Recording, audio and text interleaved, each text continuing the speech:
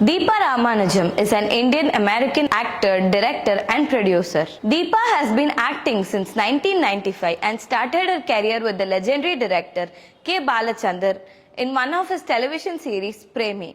Around the same time, she also introduced a theatre.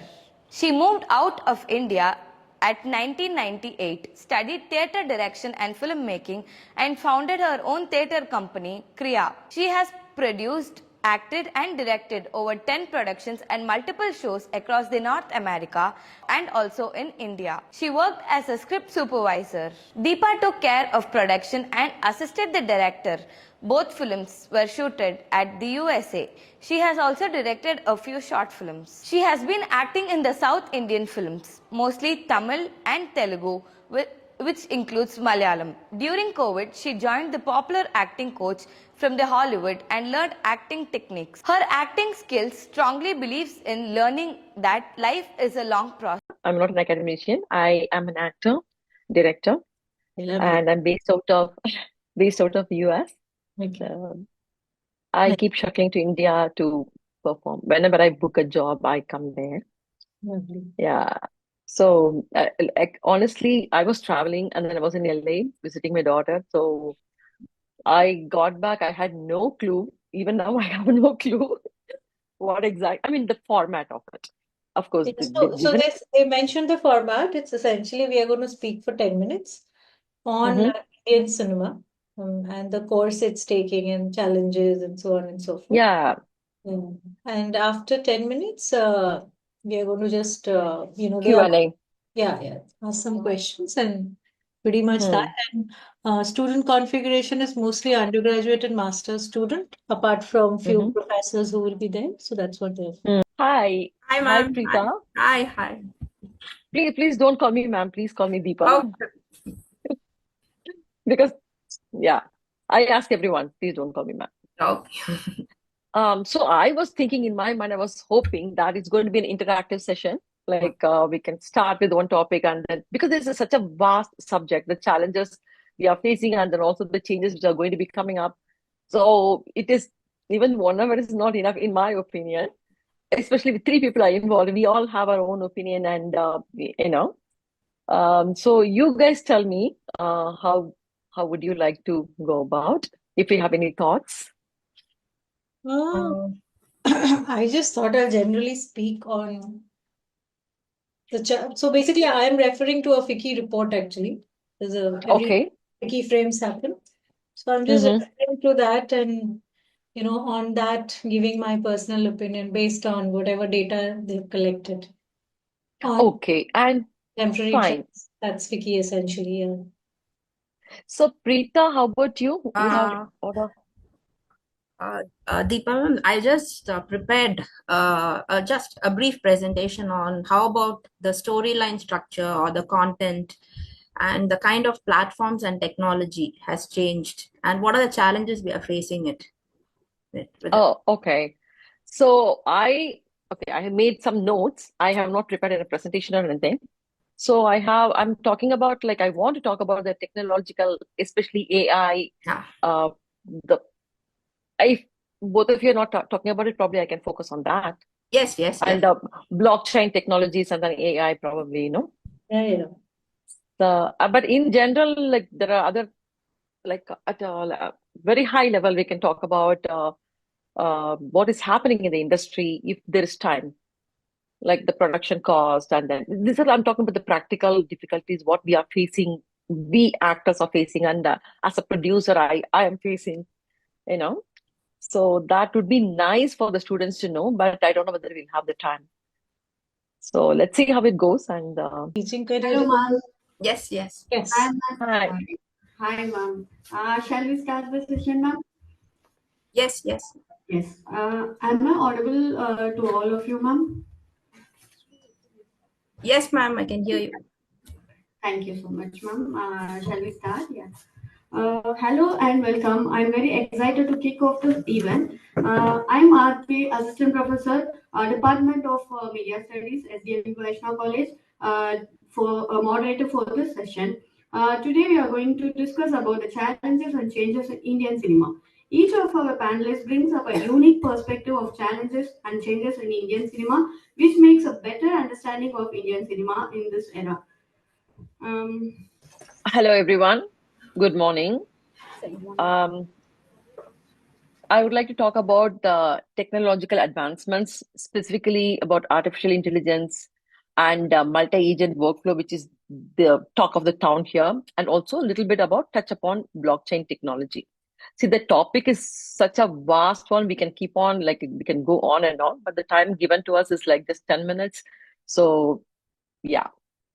So AI that holds the potential to revolutionize the entire film industry um, by improving efficiency and reducing cost. But at the same time, it also poses significant threats concerning job security, creative integrity, and ethical considerations too. So while we should embrace AI technologies, we must be extremely cautious about the impact. So a few days back, I was having a conversation with my daughter about the threats to the industry. She's a writer and published author, and her concern was genuine. The possibility of AI replacing human writers is high. I would say not just in script writing, but in other areas as well. Say editing, VFX, and my acting coach, he keeps telling us, you all need to be worried about actors being replaced by robots. We all laughed when he said that, but I guess we need to be a little bit concerned. So let's talk about dubbing. So one can make a voiceover artist to come over and then say for an hour, and then take their voice and pay just for an hour. But the possibilities of using their voice for future works are very high without the artist getting paid, right? So this is a serious concern. So we have seen AI-generated deepfake videos of the actors in the past, right? Like Tamanna's Kavala video, that song was recreated with Simran and a few other actors. And Rashmika's face was used for a woman wearing revealing clothes. So these examples raise ethical and legal questions. So last year here in Hollywood, we had a major writer's strike. AI was one of the main subjects of conversation. But these advancements, they're promising too. So in one of the recent films in Tamil, like I think it was Goat, the technology was used to de-age the actor. And I think in Indian too, some actors were recreated who are not with us anymore. So it is up to us to see, how to use these advancements. So technology could be obviously misused in the hands of in wrong hands, but the key is to find the balance. So if we, in my opinion, if we navigate these challenges thoughtfully to preserve we have such a rich cultural and creative heritage. So we can definitely do that while embracing the technological advancements. So now I want to talk about the very, very important thing which is happening right now here, and I'm sure around the world. It is the multi-agent workflow. So multi-agent AI workflows that involves several AI systems, okay, working together to accomplish a single task. So that could be too complex or too large for one single AI system to handle. So let's take, for example, this event. So someone came up with this concept, someone planned, and someone designed the posters. Someone executed the promo, contacted the guests, and someone tested whether the Zoom was working properly. And we speakers, we came prepared with our topic given to us. So the goal is to have a successful event, and we all, as a team, we all executed this together. For each member of the team, we all have our specific skill set. So in the context of creating a movie, this multi-agent workflow, so one AI agent might analyze scripts to suggest plot improvements, character development, even deepen the character arcs, and another one can assist in directing. And in the case of camera department, AI could suggest camera angles, lighting setups, and another AI agent can provide real-time feedback during the shoot, based on what is the envisioned narrative. And for post-production, AI agents can that are specialized in editing. They could offer recommendations for cuts and transitions that enhance the storytelling or viewer engagement. And another one can actually manage the project timeline and resources. So such a workflow it's an interactive process. These different AA agents, they interact amongst themselves, and in the process, they refine their outputs through collaboration and self-improvement. So when this process eventually happens, I don't know when it is going to happen in Indian cinema, when this happens, the possibilities of just one director can manage the entire production with the help of multiple AI agents. So as these AI systems take on roles ranging from script writing to editing to visual effects to project management, so actually this raises a critical concerns about the future of employment. That is the biggest concern we have. And now I want to talk about a little bit of blockchain technology. That is the emerging trend. So it's making significant inroads in the Indian film industry now, offering innovative funding, innovative distribution, and mainly rights management solutions. So we all know that IP rights are the major issue in the industry, and we have been facing for a very, very long time. So it is such an unorganized, I'm sorry to say this, it's an unorganized, and there is not much of transparency too. So Chennai-based two companies are there, Oracle Movies and Producer Bazaar. I know the folks involved, especially Producer Bazaar. They both are, they use advanced and secure blockchain technologies to buy and sell movie rights. So there is total transparency. And hopefully, these companies will help transform the industry. So recently I read a news that I forgot the name of the company that collaborated with the Shemaru Entertainment. So I think sometime last year, maybe September, October 2024. So the aim was to transform Bollywood blockbusters into digital collectibles using blockchain technology, opening new monetization avenues and providing fans with access to their unique content. So the benefit, if you want to know what is the benefits of using blockchain technology, first of all, increased transparency in, as I already mentioned, funding, distribution, and enhanced security and traceability of movie rights. It's just because we can go and find out online, we can check it out, like who holds what rights, like who is holding overseas rights of this and then dubbing rights of this, or the entire, when is the expiry date, everything we can find out. And more than anything, avoiding middlemen. And we are making direct connections between the creators and the consumers. So then also new revenue streams through digital collectibles and NFTs. These are the main advantages. The challenges, if you ask me, what are the challenges? It's still in the very early stage, and then we don't have much data to show the success rate of this. So there should be wider adoption and understanding of the technology in the film industry. So I don't know how much time I have. Am I done with my 10 minutes?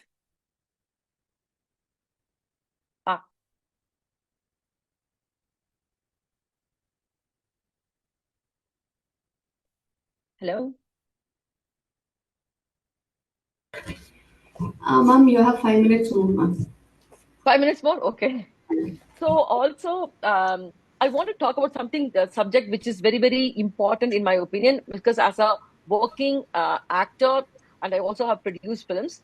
So I want to talk about the high production cost, which is one of the significant challenges we are facing. See, most of the cost for films, especially we are using, let's take a case of films with tier 1 actors. So the major cost goes to the cast and crew above the line. So you know what above the line is, right? And of course, a significant chunk goes towards marketing. So it is very difficult for the producer to make a profit. See, at the end of the day, it's business. We are all here to, we are all passionate filmmakers. But at the end of the day, this business, they all need to make profits. So they rely mainly on the theatrical and OTT platforms. And of course, some of the rights, like remake rights, dubbing rights, and overseas rights for monetization.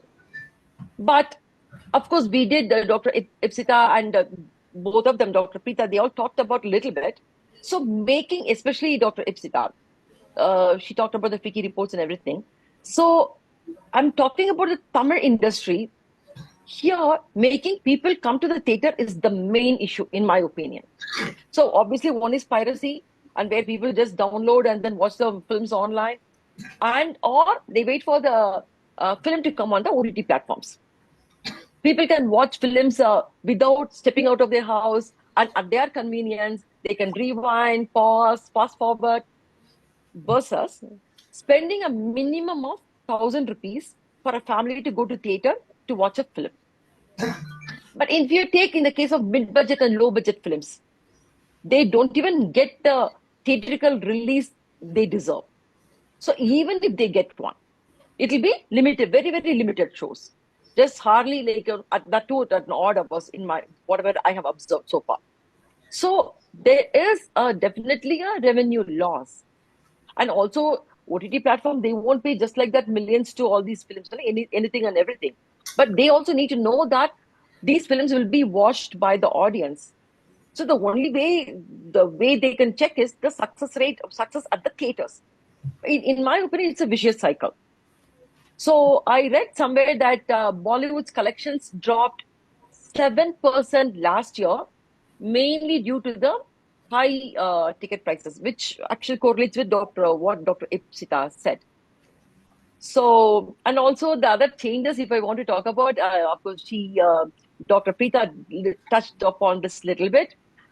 This is about women filmmakers. A lot of us are in different capacities, and we are coming up with powerful women-oriented films right now, which is really great.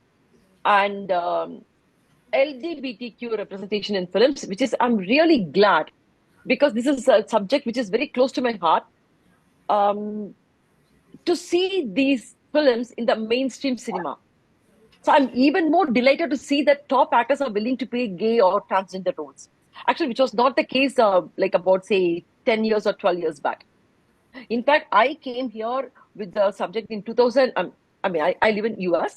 I came to India with my script late 2010, and the theme was LGBTQ theme. The subject was that. But I had such a hard time getting a producer, convincing the actors. But now I'm really delighted to see that things are changing. And actors like Prithviraj, he acted in this Malayalam film Mumbai Police. And Vijay Sethupathi, he acted in Super Deluxe. He acted as a transgender. And recently, Katal, that Mammootty acted. And I don't know, but you all need to see a movie called Nilanira Suryan by Samyukta Vijayan. She's from US. It is such an honest film about a transformation of a man into woman.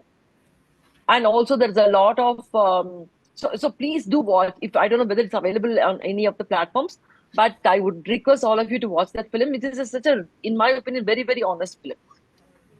And also international representation of Indian actors is getting slowly growing. So I'm hopefully the numbers will grow even further in the coming years.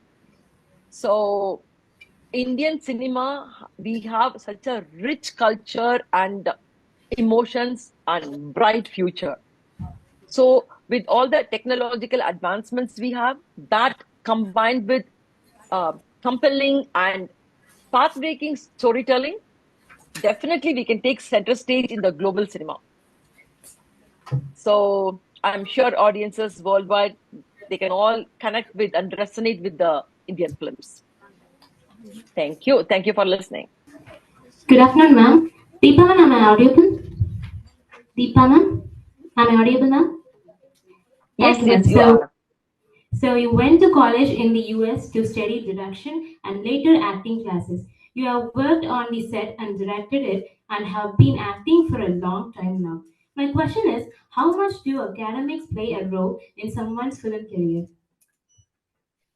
Wow, such a fantastic question. Okay.